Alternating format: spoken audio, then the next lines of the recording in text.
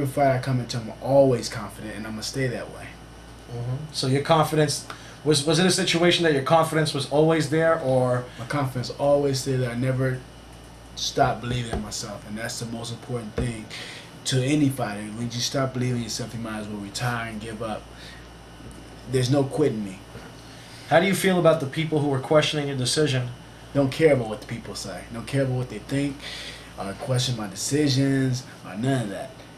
You know what I'm saying? I love to fight, and that's it. So you just block all that stuff out. You don't even read that. You leave that to Jin. I don't even read it. I don't even hear it.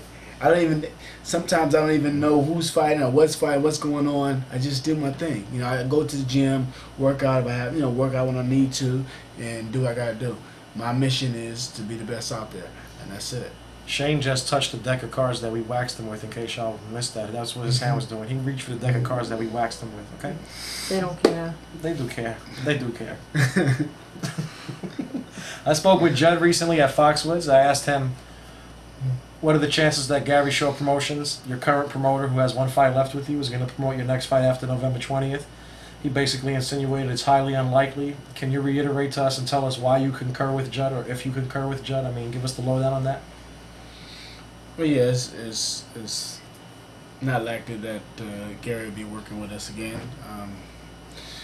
We have our problems, and maybe Jen, my wife, can tell you more about it. But I just, like I said, I don't really deal with that. I kind of just deal with my fighting and stay focused on that. And when I start thinking about those type of things, that kind of takes me away from what I do best. So I'm gonna stay on what I'm doing best, and that's it, and focus on that. Why don't we ask Jen? What are you asking me? What? Earlier you said Judd Bernstein should have said something. What should Judd Bernstein have said? In reply to your question, Judge should have let you know that Gary probably has a better chance in promoting Sugar Ray Robinson's next fight before he promotes Sugar Shane's next fight. It's kind of harsh. It's kind of harsh. Okay, back on us. Bring okay.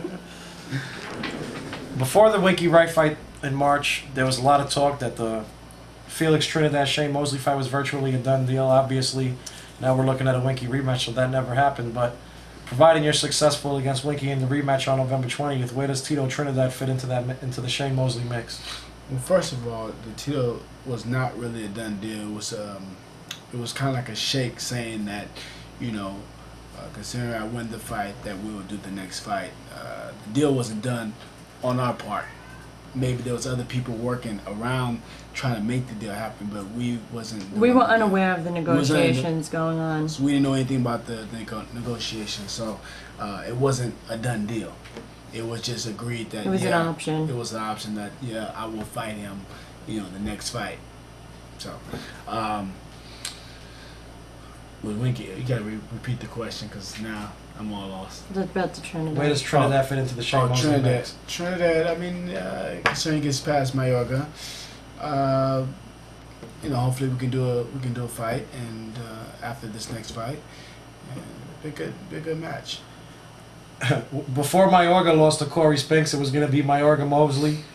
Then before the Winky fight happened, there was going to be Mosley Trinidad. I mean, are you just focusing on the fight you got in front of you? Because every time you look past another fight, something happens to go wrong that it falls apart. Actually, yeah, I really don't look past any fight. I love to fight each and everybody. The person that's in front of me, I want to fight and I want to win. And that's what I train to do. I don't look to another fighter. I mean, when I was getting ready for Winky, I was getting ready for southpaws. I didn't want to spar with right-handers. I didn't even think about what was going on with Trinidad because it's a right-hander. It's just a different fight. So, middleweight. In the past, we've discussed the possibility of Shane Mosley as a middleweight. You said it's a possibility. How serious of a possibility do you see that being for your future? It's a very serious possibility. I mean, Bernard is probably 40, 41 by the time we even get into the ring. So that'd be a great fight. So that's fine. I can deal with that. And then I just probably stay at 154. I think 54 is a good weight for me. So you're talking about Bernard. Is it a foregone conclusion in your mind that he beats De La Hoya? Not really. I mean, like I said, he's almost 40 years old, so De La Hoya might have some tricks in his bag where he can catch him with something, especially if Bernard underestimates Oscar De La Hoya. You know, he is a good boxer and he does have some skills, so he can't overlook him. In the past, we've done several interviews, and in the past, you've made it clear that you plan on fighting to 37, 38. I mean, is that something you still see yourself doing? I can see myself fighting at 37, 38. Yeah. How does your wife feel about that? She doesn't feel too good about it, but you know, boxing's in my blood. You know, I'll probably be around boxing forever, right to the day I die. You see yourself training fighters when you're done? Definitely. That's always an option to give back to the fighters coming up, and you know, so they can become world champions. And you know, I've done it several times, and if I can get another guy, a youngster out there to become world champion, many guys that become world champions, that'd be a great thing for me. Since you've severed your professional relationship with your father, what has your relationship with him been like? Are you two on speaking terms, speaking often? I mean, we speak all the time. I drop my kids off at the house, say what's up, and hang out and talk a little bit, about whatever. So yeah, we definitely on speaking terms. I mean, I come over there anytime I want to. I stay there and camp out. Joe Goosen recently helped Diego Corrales figure out the southpaw stance with Joel Casamayor, and he boxed him effectively and ended up winning that fight. I mean, do you expect Joe Goosen to have as much of an impact in this rematch with Winky as he did in the rematch with Corrales and Casamayor?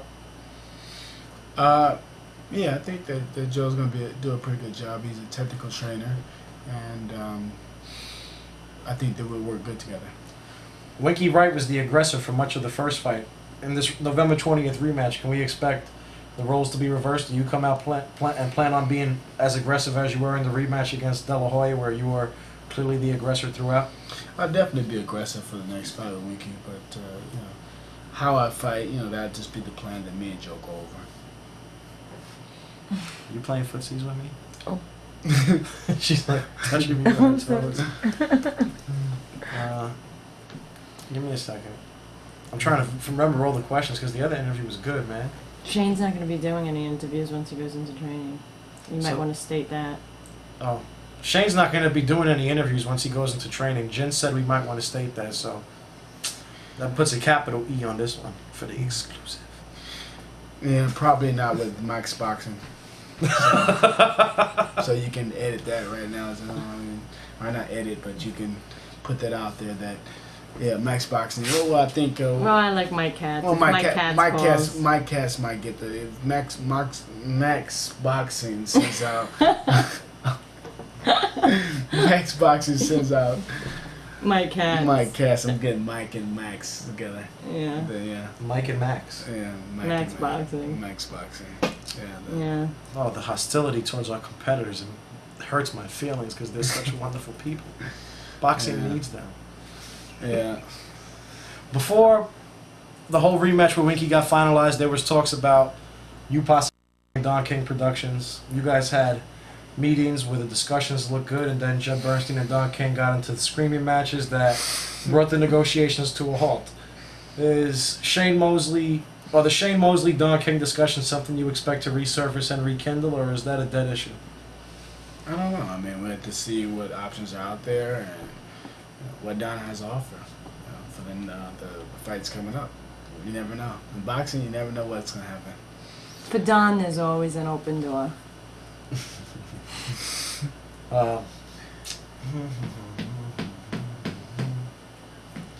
don't know, man. Is there anything you want to say in closing? Other than the fact that they took a big L, two of them in spades, double L. No, I don't have anything to say. Let them have that. No comment. Double L. Me and my wife doing the camera work for this interview. Gave it to him. Gave it to him badly.